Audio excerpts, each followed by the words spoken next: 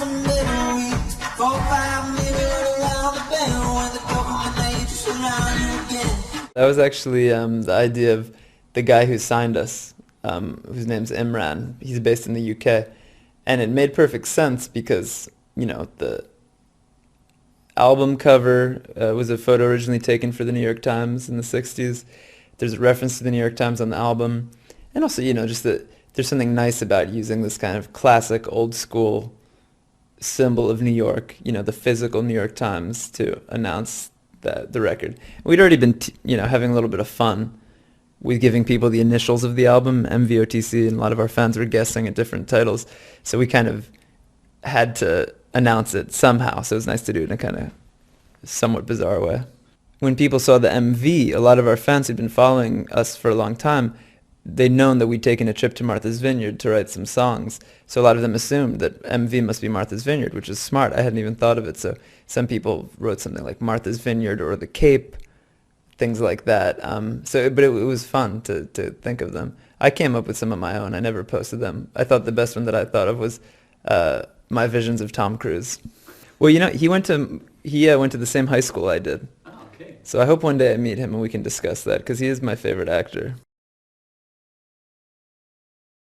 That idea of a song full of references, it can be, when it's done right, it can be the best thing in the world. And when I think of songs that I like that are full of references, or albums, or rap songs that I like, it's really like becomes a text that you can study, and it's exciting to see where everything comes from.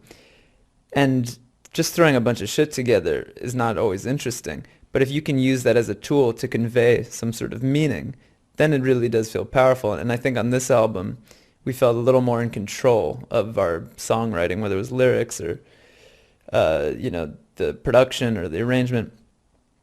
And I really think that we were able to kind of use our references a little more calmly and hopefully more wisely. Because when we started out, we really wanted to make a bold statement, and it wasn't enough that we would, just have musical references. We would make sure that you could look at the title of the song and help you understand where everything was coming from. Now I think we can do it in a slightly more laid-back way. Well, you just have to have a sense of humor, I guess, because some people think it's pretentious to be educated, or it's pretentious to be interested in things. It's a very limiting idea, but some people think that, if you like to read about history, you're pretentious. If you're interested in other languages, you're pretentious. Whereas the truth is, pretentious is a state of mind. It's the way you present something. You can be educated and pretentious. You can be uneducated and pretentious. And it also, to me, pretension involves a degree of self-seriousness. And if you can always have a little bit of a sense of humor about everything, I think that'll help you to make sure that your music and your ideas are not for any one type of person. So, sometimes, when on our first album we had a song called Oxford Comma. I didn't know what an Oxford comma was my entire life, but when I first heard the phrase, there was something I immediately liked about the phrase. And I don't think a lot of our fans knew what an Oxford comma was before that song. Of course, some of them did. Some of our highbrow, grammar professor fans did, but a lot of people didn't, and it didn't stop them from enjoying it. And I think in art needs to have those levels. So if every once in a while somebody will decode a song and they'll basically know exactly what I meant, and I'll read it and I'll be kind of shocked, and it's amazing. But even if that didn't happen, that's all right too, because there's some of my favorite songs I'm still decoding in my brain.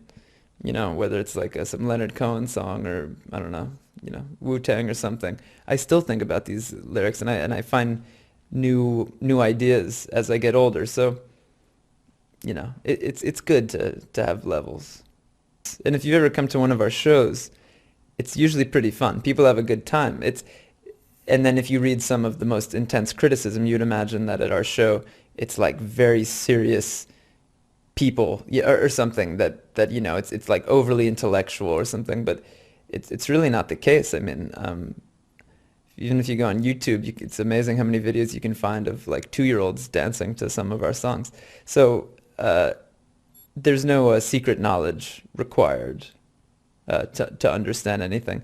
And if people don't want to give us any credit for uh, being playful, that's okay. But the truth is, we love to fuck around. Well, it's complicated. I mean, I always liked that phrase, and on the most basic, stupid level, it just sounded like a Vampire Weekend album title. Modern Vampires of the City. Like it almost just seems like a description of the album. And then, of course, to me, the vampire is a metaphor and is interesting, much more interesting than literal vampires. We've never cared about literal vampires, Dracula and whoever. Um, so that was exciting. But it was the name kind of came before the album. That happened a little bit with Contra too. We had this name. It sounded like could be an album, but then we didn't. You never know if it's going to fit. But then nobody could agree that that should be the title in the beginning. So we, just worked on the album, kept it in the back of our minds, start recording songs. Starts to seem a little better. Rustam finds the album cover, this image, the kind of mystical, hazy image of New York from a kind of unusual angle, not the typical angle you see the skyline from. And again, you see that cover, the title starts to sound a little better. And then even like little things like choosing a font. How should we write the album title? We figure out how to write it, and suddenly it starts to sound even better. And then by the end of it, you make the whole album, and then you make the final decision. Is this album called Modern Vampires of the City? And yes, and there's something nice about how you think it could be an idea, but you still have to prove it to yourself. And then by the end, when you have the title, the font, the cover, the songs, the lyrics, the production, the ideas, does it all work together? And then we started to feel really strongly that yes, it did.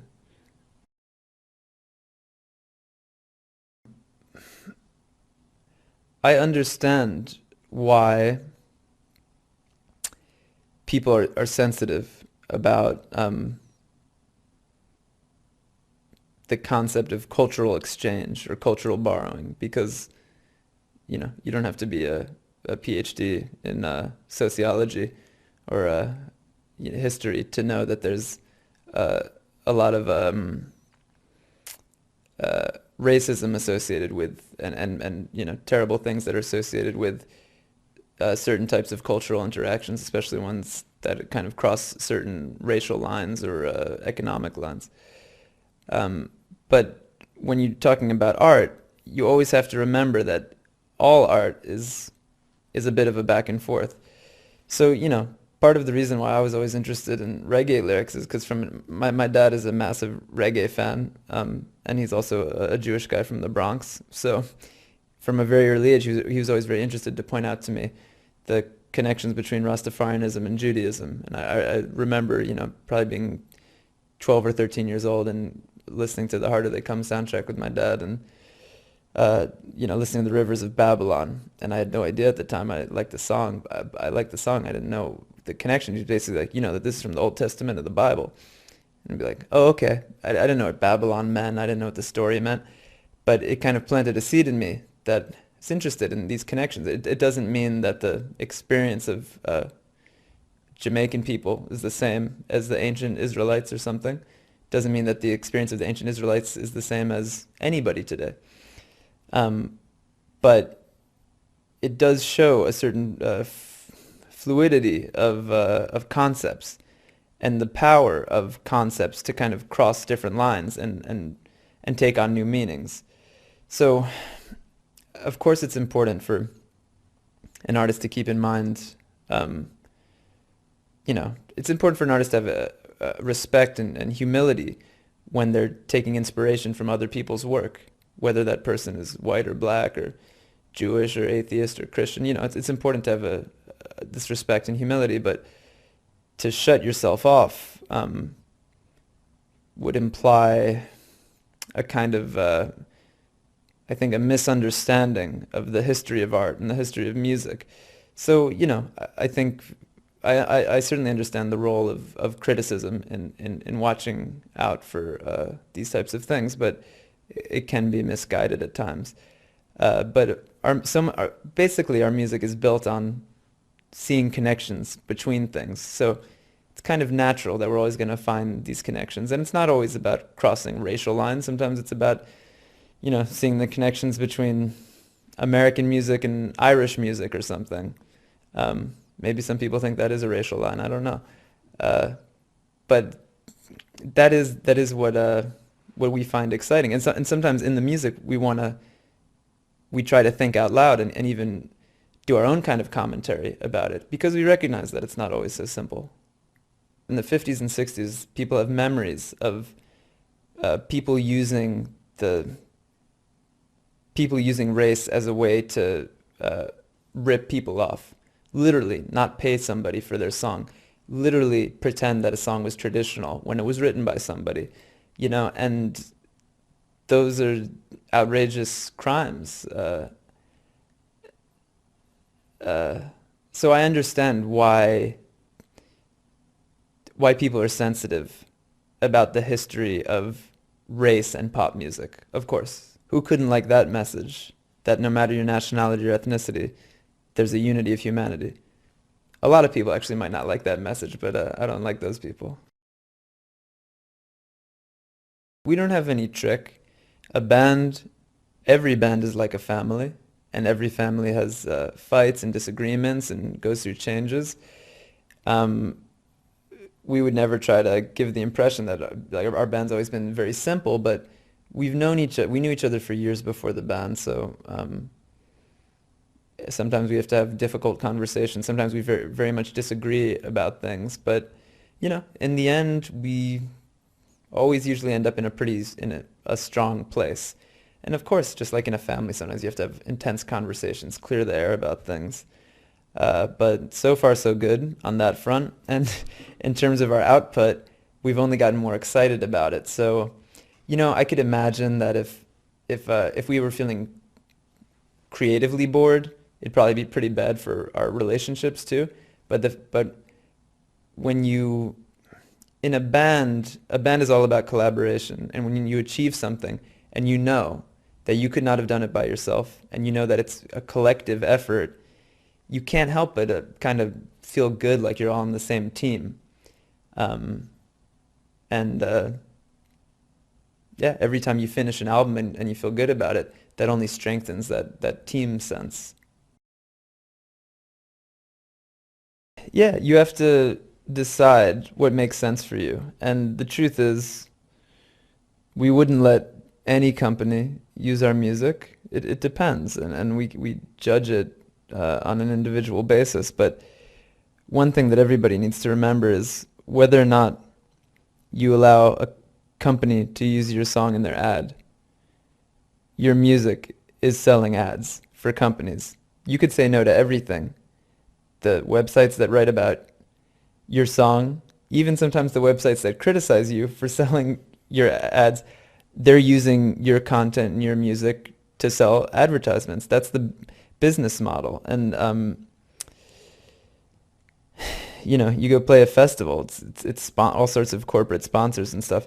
So sometimes I feel like the music industry is so inherently tied up with selling advertisement that there's actually something a little purer when a company comes to you directly. It's kind of like cutting out the middleman and just being straight up. We want to associate ourselves with your song. What do you say?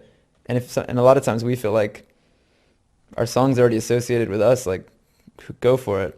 And then, everyone, like when the first time we ever got like a big offer for a song was, like they asked us, "Are you willing to let your song be used in this Will Ferrell movie called Step Brothers?" And we all thought Will Ferrell was okay, and we thought he's pretty funny. And he said, "Maybe, but our music, we have a sense of humor, but is our music comedy? Do we want to associate ourselves with this? This is a song as a single. What if people only think of it in terms of this movie?" And then eventually we said yes, and it turned out to be such a weird, brilliant movie. It's now like such a kind of a cult classic for a lot of people in America. And I was so happy that we said yes to it. And it just kind of added another dimension to that song. Some people hear that song and they imagine the opening of this insane movie, Step Brothers. But ultimately, that's just one way that people have heard of it. So, I don't think there's anything inherently wrong with it. If I thought that we had to pin our entire career to a corporation, I'd be very picky about it. I would insist that it needs to be Gucci or Veuve Clicquot or something because I'd really want to be doing something very elegant. And I might not say yes if it was, Coca-Cola. But if it's just a song, I don't think you're really quite selling your entire soul, you know?